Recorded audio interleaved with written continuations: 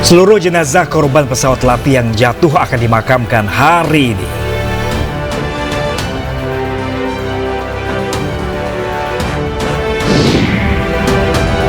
Presiden Joko Widodo buka pertemuan World Water Forum ke-10 di Bali. Elon Musk jadi pembicara.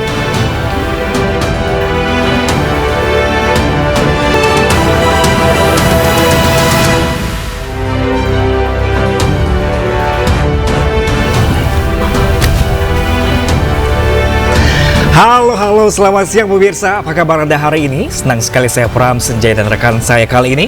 Saya Dian Mirza kembali hadir menemani Anda dalam iNews Siang. Selain 3 berita utama tadi, iNews juga akan menyuguhkan beragam informasi penting lainnya. Dan pemirsa, siang kali ini kami awali dari 2 jenazah korban pesawat latih yang jatuh di BSD sudah dibawa keluarganya untuk disemayamkan. Jenazah bernama Farid akan dimakamkan di Bandung, Jawa Barat, sedangkan korban bernama Pulu akan disemayamkan di Semarang, Jawa Tengah.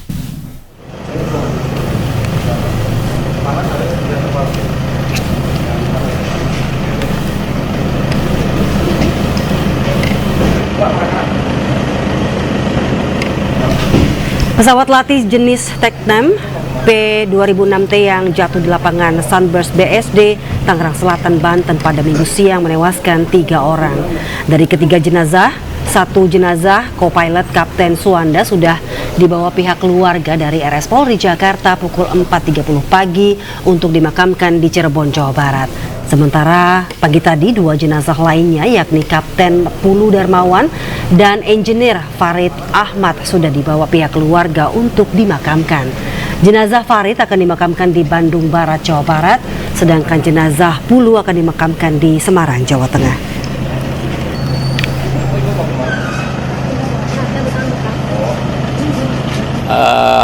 Identifikasi terhadap 3 korban pesawat latih di BSD bisa kita laksanakan secara cepat berkat dukungan rekan-rekan sekalian, doa rekan-rekan sekalian. Dari kemarin pukul 17.25 kita menerima jenazah korban pesawat latih itu, dan tadi malam bisa kita selesaikan, dan pagi hari ini mulai pukul 4.25 seorang korban atas nama S kita serahkan pada keluarga dan dikirim ke Cirebon. Kemudian pada jam 09.17 atas nama P kita kirim ke Bandung, ke Semarang. Kemudian atas nama Farid Ahmad pukul 09.35 sudah kita serah terimakan pada keluarga dan dibawa ke Bandung. Jadi pagi ini semuanya sudah tuntas, sudah kita serahkan pada keluarga dengan baik. Terima kasih. Kendala selama identifikasi, Pak? Kendalanya selama identifikasi? Saya pikir ini termasuk termasuk identifikasi yang tidak terlalu sulit, karena kecelakaannya sendiri termasuk close disaster, artinya siapa yang ada, siapa korbannya itu sudah diketahui identitasnya. Jadi kita hanya memastikan, ya, dan kondisi jenazah tidak seperti biasanya, misalnya ada kebakaran dan sebagainya, itu memang agak sulit, tapi ini masih bisa diidentifikasi dengan primer secara fingerprint atau sidik jari. Maka kolaborasi ini antara DVI Dokes Polri dengan DVI Kewilayahan Polda Metro Jaya, Inavis, kemudian beberapa instansi terkait, bagus sekali di mempermudah pelaksanaan identifikasi. Pak, mungkin untuk perjelas Pak, dari ketiga jenazah ini Pak, kondisinya seperti apa sih Pak? Jadi kondisi jenazah penyebab kematiannya akibat benturan, ya, benturan hampir semuanya hampir sama, yaitu kepala, kemudian dada, kemudian tungkai dan lengan. Sebelumnya pemirsa, 1 jenazah korban pesawat jatuh telah dijemput dan dibawa pulang oleh keluarga pada Senin dini hari. Rencananya jenazah co-pilot pesawat latih yang jatuh di BSD akan langsung dimakamkan hari ini.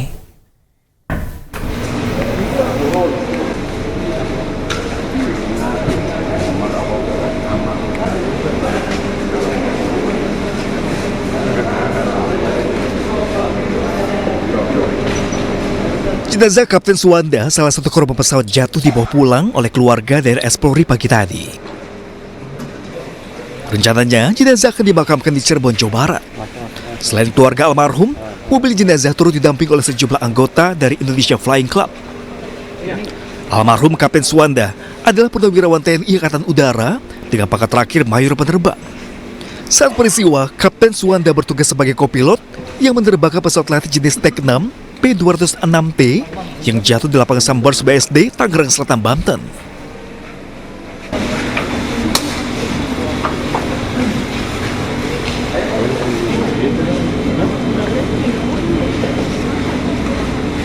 Isak tangis keluarga almarhum Farid Ahmad pecah saat menjemput jenazah korban di Explori. Kedatangan keluarga korban sekaligus untuk memberikan persetujuan otopsi atau hanya pemeriksaan luar. Selain itu, tim forensik juga meminta data antemortem kepada keluarga korban untuk dicocokkan dengan jenazah korban. Saat ini, Explori telah membuka posko DVI untuk mengumpulkan data antemortem dari keluarga korban. Tim Liputan iNews melaporkan.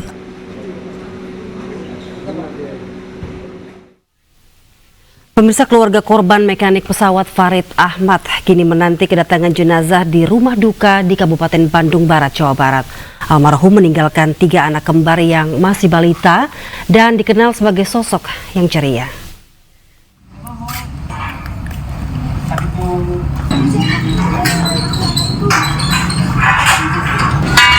Suasana duka menyelimuti keluarga salah satu korban meninggal jatuhnya pesawat latih di kawasan BSD Tangerang Selatan.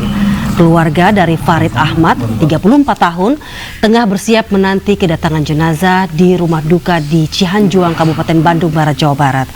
Saat ini suasana keluarga masih terpukul atas meninggalnya anggota keluarganya. Sebagai mekanik pesawat, di mata keluarga, Farid yang adalah ayah dari 3 balita kembar ini dikenal sebagai sosok yang baik dan penuh ceria. Keluarga mendapat kabar kecelakaan pada Minggu sore beberapa jam setelah jatuhnya pesawat tersebut. Diperkirakan jenazah akan sampai pada sore hari ini dari Jakarta. Ya, orangnya baik, orangnya sering gurau, dengan siapa-siapa dia kenal, apalagi di sini dan apalagi di Subang. Sementara itu, pemirsa, bangkai pesawat jatuh di lapangan Sunburst BSD Tangerang Selatan, Banten telah dievakuasi ke Bandara Pondok Cabe dan hingga kini KNKT masih menyelidiki penyebab jatuhnya pesawat latih tersebut.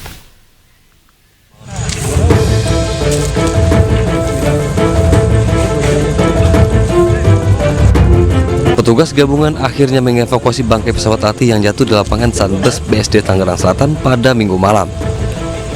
Proses evakuasi bangkai pesawat pun dilakukan dengan menggunakan alat berat. Ketua KNKT mengatakan jika pihaknya belum bisa memastikan penyebab jatuhnya pesawat latih ini dan masih akan melakukan penyelidikan. Dugaan awalnya apa, Pak? Belum ada, Mas. Terlalu dini lah. Puing-puing ini akan dibawa kemana, Pak? Ke Pondok Cabe. Pondok Cabe. Untuk dilakukan? Dilakukan investigasi selanjutnya. Tapi nanti setelah nunggu informasi yang lain, baru kita apa yang kita bongkar. Jadi bukannya terus kita bongkar semuanya, enggak. Tapi tergantung informasi yang kita dapatkan.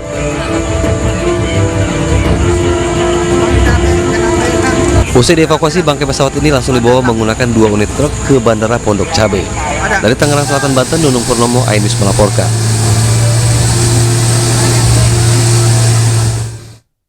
Ya, pemirsa, pesawat Tek 6 P2006T yang jatuh di kawasan BSD Serpong, Tangerang Selatan merupakan pesawat milik Indonesia Flying Club. Pesawat bermesin ganda ini dibuat di Capua, Italia.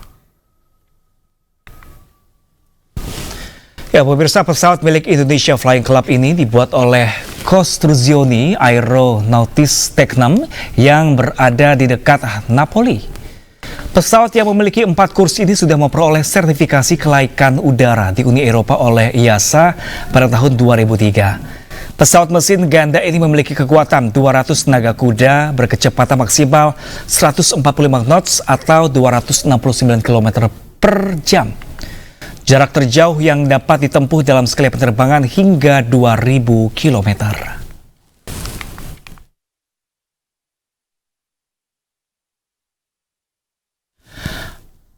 Berdasarkan data dari Humas Polda Metro Jaya, 3 orang dinyatakan tewas dalam insiden jatuhnya pesawat latih ringan tipe Teknam P2006T dengan registrasi PK IFP milik Indonesia Flying Club, diantaranya seorang pilot bernama Pulu Darmawan, co-pilot bernama Suwanda, serta seorang teknisi bernama Farid.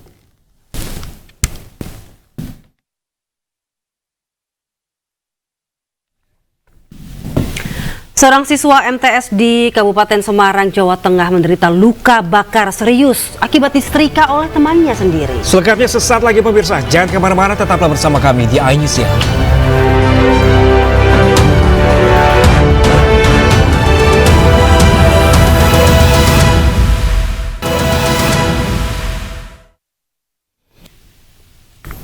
Ya, pemirsa, seorang siswa di sebuah madrasah sanawiyah negeri di Kabupaten Semarang, Jawa Tengah mengalami luka bakar serius di bagian lengan dan dada setelah disetrika oleh temannya sendiri. Diduga aksi penganiayaan dipicu karena salah paham dan saling ejek. Negeri di Kabupaten Semarang, Jawa Tengah disetrika oleh temannya sendiri. Korban berinisial D yang masih berusia 14 tahun mengalami luka bakar di bagian lengan dan dada. Menurut Wakil Kepala Sekolah MTS, aksi penganiayaan bermula saat korban dan pelaku tengah sholat maghrib di sekolah. Pelaku yang telah selesai lebih dahulu mencoba bersalaman dengan korban, namun tidak direspon oleh korban karena korban belum menyelesaikan sholatnya. Rupanya salah paham tersebut berlanjut hingga pelaku dan korban ke dalam kamar. Tak disangka, pelaku berinisial F yang juga kelas 8 tega menempelkan setrika panas ke tubuh korban sebanyak 3 kali. Dengan luka bakar serius, korban pun langsung dilarikan ke rumah sakit terdekat. Selain ketegangan sebelumnya, diduga penganiayaan juga dipicu karena saling ejek dengan memanggil nama orang tua. Pelaku itu masuk ke kamar korban sehingga terjadi kejadian itu, Pak. Kurang lebihnya. Itu berarti disetrika, Pak? Di apa, Pak, korbannya itu, Pak? Betul, disetrika, Pak. Berapa kali itu, Pak? Menurut pengamatan dan juga pengakuan korban dan juga pelaku, itu ada 3 titik. Akibat kejadian tersebut, orang tua korban telah melaporkan ke Polres Semarang dan kasusnya kini tengah ditangani oleh penyidik. Dari Kabupaten Semarang, Jawa Tengah, Lurisa Lulu, iNews melaporkan. Dan untuk mengetahui informasi lebih dalam mengenai kasus siswa MTS disetrika teman, kita sudah terhubung dengan Kasat Reskrim Polres Semarang AKP M. Aditya Perdana. Selamat siang, Pak Aditya. Selamat siang, Mbak. Iya, polisi sudah menerima laporan soal siswa disetrika ini, Pak.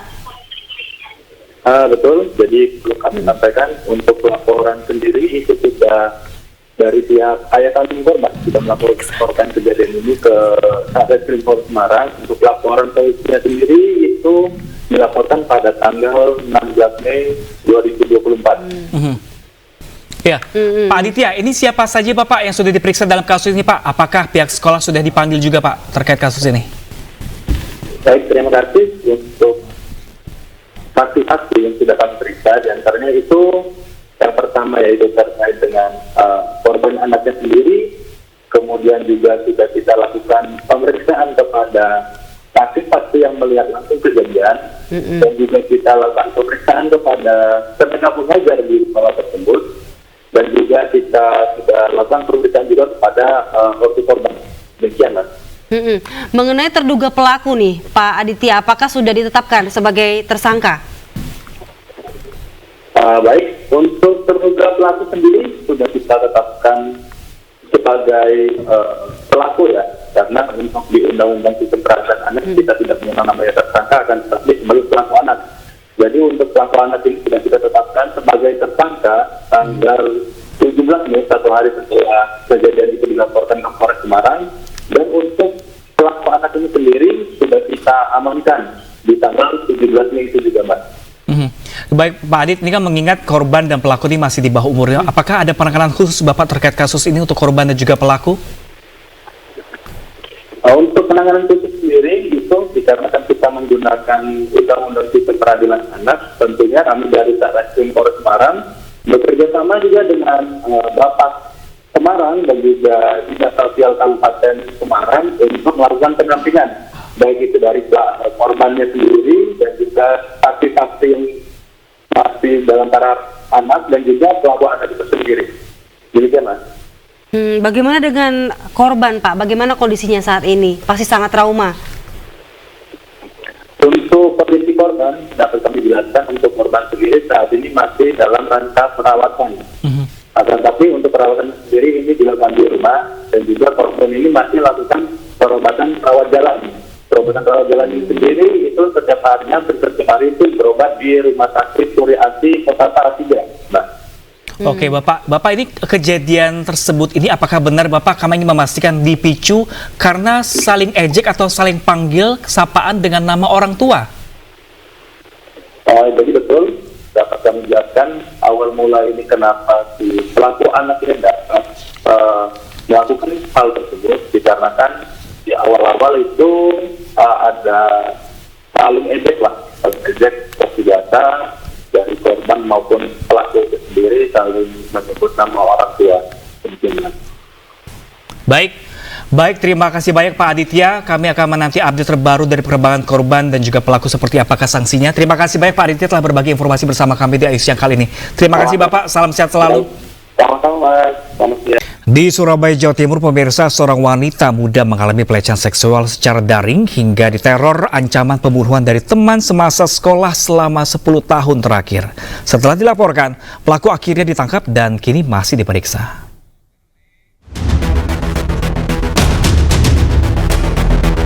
Pemuda ini tak berkutik saat datangi polisi di rumahnya di Surabaya, Jawa Timur.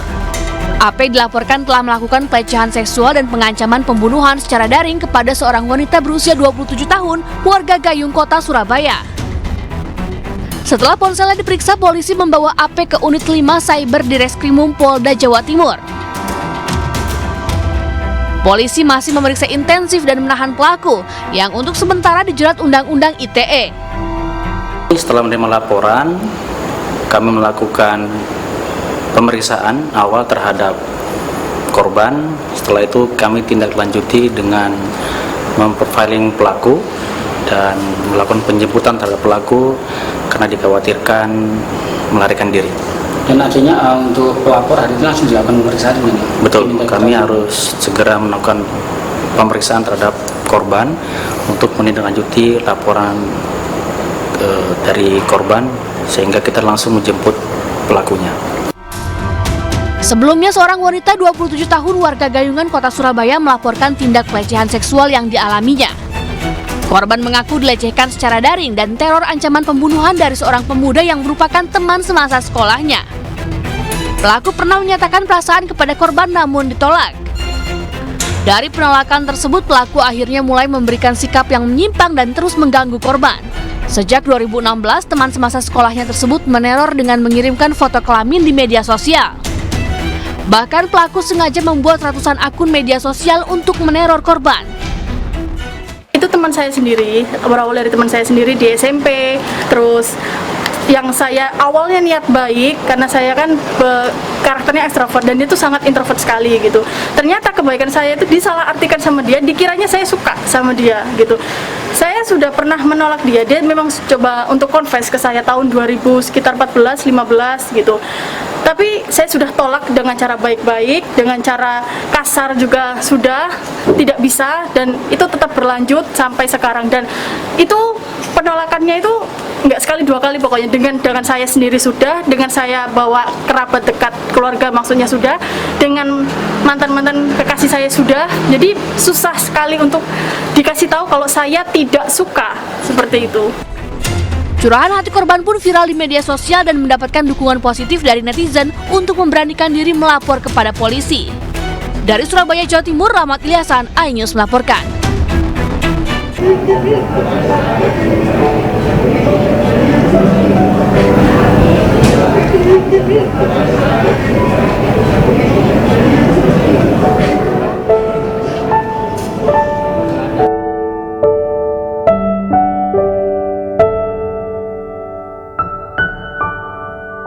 Uladu alam yakul lahu kufuwan ahad. Bismillahirrahmanirrahim. Allahu samad lam yalid wa lam yulad wa lam yakul lahu ahad.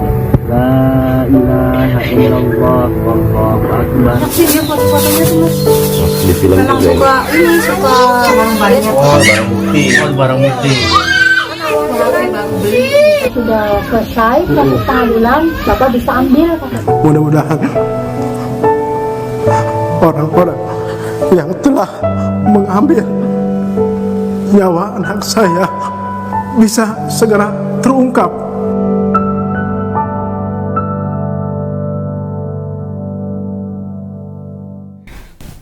Ya, pemirsa, keluarga terpidana kasus pembunuhan Vina dan Eki mendatangi rumah pengacara di Kecamatan Harjamukti, Kota Cirebon, Jawa Barat. Mereka meminta perlindungan kepada pengacara karena mendapatkan intimidasi dan didatangi oleh orang tak dikenal.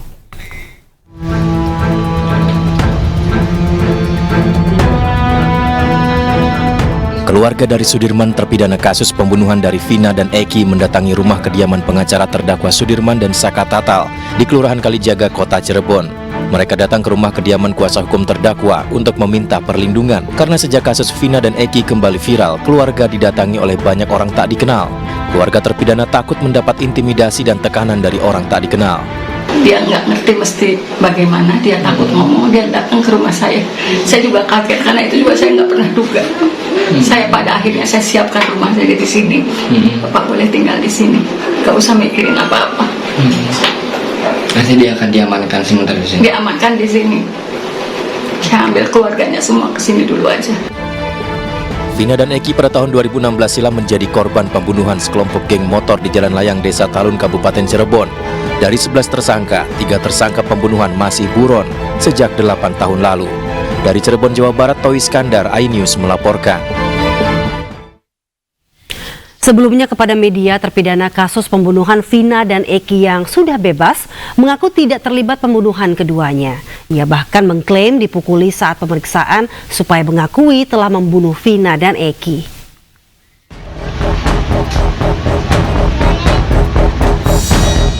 Saka Tatal, salah satu terpidana kasus pembunuhan Eki dan Vina, mengaku saat kejadian sedang berada di rumah. Saka juga menyebut bahwa dirinya langsung ditangkap tanpa penjelasan apapun, padahal Saka tidak mengenal keduanya. Saka juga mengaku tidak pernah terlibat dengan geng motor. Saya sebelum ketangkap saya disuruh sama paman isi bensin, sama adiknya paman juga. Habis ngisi bensin saya mau nganterin motornya paman itu. Pas baru nyampe mau nganterin motor udah ada polisi. Saya datengin, saya kan ke situ niat cuma nganterin motor. Malah saya ikut ditangkap juga tanpa sebab apapun, nggak ada penjelasan apapun, langsung dibawa. Nyampe di Polresta, saya langsung dipukulin, suruh mengakui apa yang bukan saya lakukan. Saya dipukulin, dijekin, disiksa segala macam sampai disetrum. Terus akhirnya Mas Saka ngaku. Siapa yang ngetrumnya, yang mukulinnya siapa? Yang mukulin, yang ngetrum itu anggota polisi semua. Tapi kita nggak tahu namanya. Namanya saya nggak tahu. Terus akhirnya ngaku Mas Saka. Akhirnya aku juga. Kenapa ngaku? Apa nggak kuat? Apa gimana? Akhirnya aku juga itu karena terpaksa. Nah, terpaksa udah nggak kuat gitu. Udah nggak kuat lagi. Tidak hanya Saka, 5 terpidana dalam kasus pembunuhan sejoli Vina dan Eki juga mempertanyakan penyidikan polisi yang dinilai janggal. Salah satunya adalah penolakan polisi untuk mengecek CCTV yang ada di lokasi. Kami juga melihat ada kejanggalan di situ yang tidak direspon oleh penyidik. Ya, dari awal bahwa dalam perkara itu ada CCTV yang ditemukan di lokasi kejadian, tapi tidak direspon juga dengan alasan bahwa kepolisian tidak punya katakanlah ahli untuk membuka itu. Itu omong kosong. Selanjutnya dari hasil bedah mayat yang dilakukan oleh dokter forensik juga ada referensi yang harus ditindaklanjutin terhadap sperma yang ditemukan di tubuh daripada korban, ya, khususnya di bagian kemaluan. Dan itu harus dilakukan tindakan-tindakan yang lebih spesifik lagi untuk mencari DNA-nya. Nah, kalau katakanlah kepolisian pada saat itu peduli terkait dengan tersangka-tersangka yang dilakukan penahanan, kenapa tidak dilakukan penahanan? Apakah itu sperma dari si A, si B, si C? Sehingga terang benderanglah perkara itu. Selain kejanggalan tersebut, perbedaan juga terjadi saat rekonstruksi yang dilakukan di sekitar lokasi kejadian. Para terpidana ini mengaku bahwa posisi mereka jauh dari lokasi saat kejadian. Mereka ditangkap saat sedang berkumpul tanpa kejelasan lebih lanjut. Dari Cirebon, Jawa Barat, Toi Iskandar, iNews melaporkan. Sementara itu, pemirsa, kuasa hukum keluarga Vina menyoroti informasi yang simpang siur dari polisi. Bahkan ada dugaan pelaku yang masih buron sebenarnya berjumlah 4 orang. Saja yang membuat kesulitan pihak kepolisian sehingga 3 orang tersebut, bahkan ini saya dapat informasi dari lawyernya tersangka, itu bukan 3 justru Mbak, 4 yang didapat. Sebenarnya ada 4 orang sebenarnya masih berstatus tersangka berikutnya yang harus ditangkap. Nah ini yang saya juga aneh juga, kenapa kok yang 3 dimunculkan, yang 1 kemana? Nah karena di dalam berkas perkara itu menurut lawyer lawan itu, lawyer tersangka, itu ada 4 orang justru, bukan 3 orang Mbak, begitu. Ya, pemirsa, Presiden Jokowi membuka pertemuan tingkat kepala negara World Water Forum ke-10 di Denpasar, Bali pagi tadi. Informasi selengkapnya hanya di iNews Siang.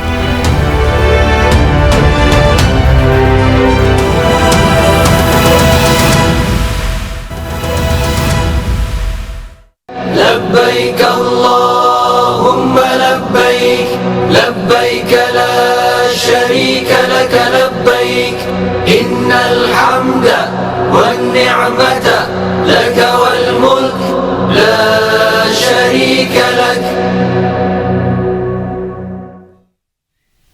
Ya, pemirsa, setelah tinggal selama 9 hari di Madinah, jemaah haji Indonesia gelombang pertama mulai hari ini akan berangkat menuju kota Mekah secara bertahap.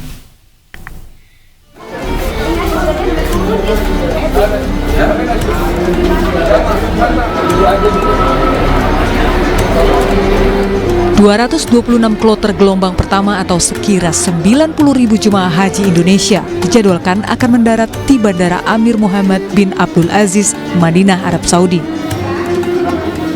Rencananya, masa tinggal jemaah di Madinah selama 9 hari. Selama di kota Nabi, jemaah akan beribadah ke Masjid Nabawi dengan ziarah ke makam Nabi Muhammad, Raudah, serta wisata kota Madinah. Selanjutnya, jemaah akan bertolak ke kota Mekah mulai 20 Mei hingga 1 Juni mendatang. Rencananya tanggal 20 Mei mulai kita berangkatkan jemaah haji kita menuju ke Mekah. Insya Allah sekitar 8 kloter yang akan kita berangkatkan dari Madinah ini ke kota Mekah. Pada penyelenggaraan haji tahun ini, jemaah haji Indonesia berjumlah 241.000. Jumlah ini merupakan yang terbesar sepanjang sejarah penyelenggaraan ibadah haji, di mana 45.000 diantaranya adalah jemaah lansia. Dari Madinah, Arab Saudi, iNews melaporkan. Aktivitas jemaah calon haji Indonesia di Madinah bukan hanya beribadah di Masjid Nabawi. Banyak jemaah calon haji Indonesia memborong oleh-oleh dalam jumlah besar. Meski ada pembatasan bagasi di pesawat, para jemaah calon haji dapat menggunakan jasa ekspedisi sebagai alternatif.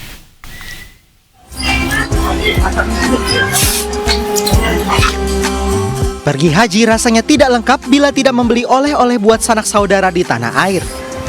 Dengan terbatasnya bagasi jemaah, mengirim barang bawaan menggunakan kargo bisa menjadi alternatif. Di Arab Saudi terdapat banyak jasa ekspedisi pengiriman barang dengan harga yang bersaing. Salah satunya Nusantara Transcargo. Dengan biaya 35 rial, paket kiriman sudah bisa sampai di lokasi hanya dalam 2 minggu. Paket kiriman pun bisa dijemput di lokasi. Tidak hanya menawarkan jasa pengiriman via udara, Nusantara Cargo juga menyediakan paket pengiriman via laut dengan biaya 10 rial per kilogram yang biasanya tiba di lokasi sekitar 2 hingga 3 bulan. Buat jamaah haji Indonesia yang mau kargo dengan cara hubungin nomor kami, kita datang ke hotel, mengambil barang, dan langsung kita kirim ke gudang Jeddah, insya Allah amanah dan lancar, insya Allah. Adapun syarat untuk pengiriman kargo minimal 20 kg. Barang akan dijemput langsung dari hotel atau rumah pengirim, sementara urusan bea cukai sudah menjadi tanggung jawab pihak ekspedisi. Saat ini Nusantara Transcargo hanya melayani pengiriman dari Arab Saudi ke Pulau Jawa. Dari Madinah, Arab Saudi, Suhud Nur Fadli, iNews melaporkan. Ya, pemirsa, 4 orang jemaah calon haji dari 3 kota di Jawa Barat yang akan diberangkatkan menuju ke Tanah Suci dari asrama embarkasi Bekasi, Kota Bekasi, Jawa Barat, pemirsa, terpaksa batal. Keempat asal calon jemaah yang gagal ini didiagnosa menderita penyakit.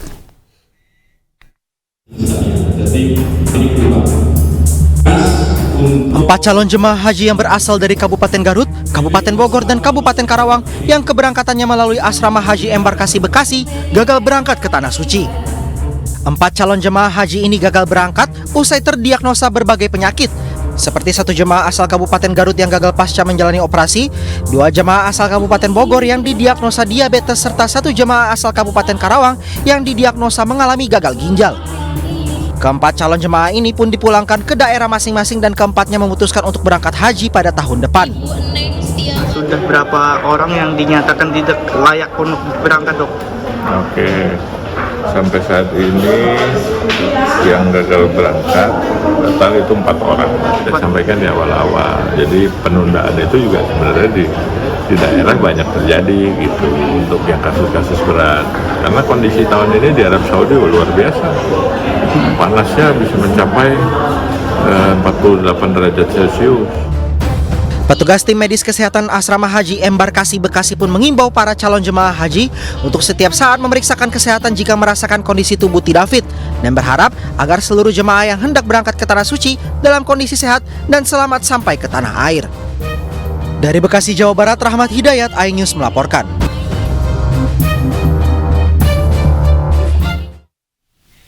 Pemirsa, kami akan mengajak Anda untuk berwisata religi ke Palestina yang dikenal sebagai negeri para nabi, negeri yang diberkahi. Selain merupakan kota suci bagi 3 umat beragama, di tempat ini juga terdapat komplek Masjidil Aqsa yang merupakan kiblat pertama bagi umat Muslim.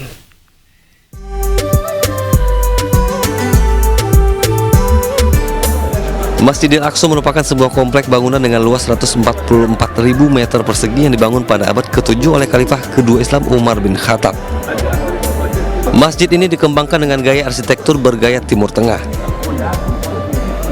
Warna dari masjid ini didominasi warna coklat cerah, timba dan krim di bagian eksterior dengan 6 kubah berwarna tembaga. Bagi umat Muslim, Masjidil Aqsa memiliki keutamaan tersendiri karena merupakan kiblat pertama umat Muslim. Berkunjung dan beribadah di sini merupakan kebanggaan tersendiri bagi umat Muslim.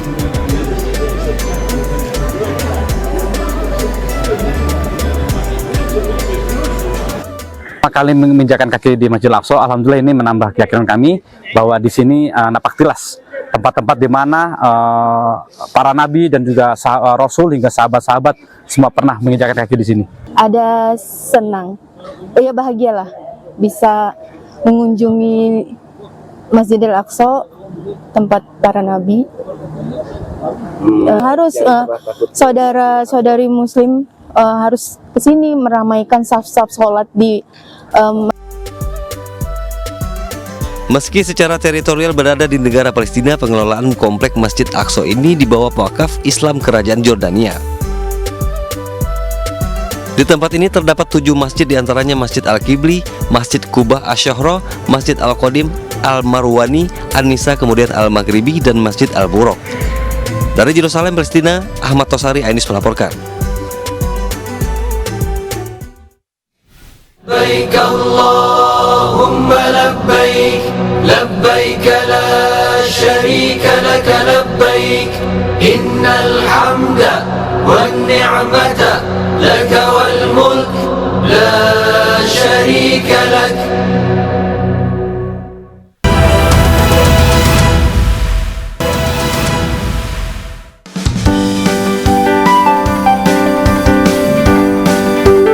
DPD Partai Perindo Kabupaten Karo menerima penyerahan berkas pendaftaran Abednego Tarigan sebagai bakal calon Bupati Karo pada Pilkada 2024. Deputi 2 Kepala Staf Kepresidenan ini berharap Partai Perindo mengusung dirinya menjadi Bupati Karo untuk membawa perubahan menjadi lebih baik. Perindo memiliki nilai-nilai yang menghargai kebinekaan itu. Nah, oleh sebab itu kami merasa penting untuk bagaimana mengajak Perindo dan mendapat dukungan dari Perindo di dalam maju Pilkada 2024. Sampai hari ini yang sudah mengambil formulir ada 3 orang, tapi yang sudah menyerahkan berkas masih 1 orang, yaitu Bapak beliau beliau Bapak Abed Nego Tarigan. Berkas formulir pendaftaran para bakal calon bupati dan wakil bupati nantinya akan dikirim ke DPW dan DPP untuk proses seleksi berikutnya. Dari Kabupaten Karo, Sumatera Utara, Eka Hetriansa, iNews melaporkan. Ya, pemirsa, sejumlah siswa jatuh pingsan saat mengikuti upacara memperingati Hari Kebangkitan Nasional di Jombang, Jawa Timur dan Gunung Kidul, Yogyakarta.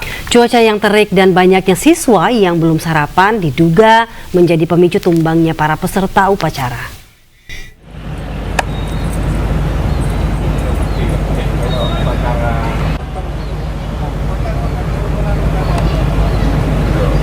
Seorang pelajar tiba-tiba tumbang dan pingsan sampai ikuti upacara memperingati Hari Kebangkitan Nasional di alun-alun Jombang, Jawa Timur, Senin pagi. Tak hanya satu, berturut-turut peserta upacara lainnya juga ikut tumbang. Para pelajar ini pun dibawa ke belakang lapangan untuk mendapat penanganan dari tim kesehatan. Total ada 23 siswa yang pingsan dalam upacara ini. Sekitar 23. Iya. Ini penyebabnya karena apa? Yang banyak karena nggak makan. Berangkatnya nggak makan, hanya dikasih snack aja sini, Mas. Keluhan mereka gimana? Mual-muntah sama pusing. Terus ada yang perlu sampai dirujuk? Ada, ambil juga ada. Ada yang perlu sampai dirujuk? Enggak ada. Hanya cukup di sini aja. Ambulan. Yang Maha Kuasa. Peristiwa serupa juga terjadi saat upacara Hari Kebangkitan Nasional di lapangan Kesatrian Gunung Kidul, Yogyakarta. Belasan siswa tumbang hingga harus dirawat di ambulans milik puskesmas setempat. Cuaca yang terik dan banyaknya siswa yang belum sarapan menjadi penyebab tumbangnya para peserta upacara. Seperti apa?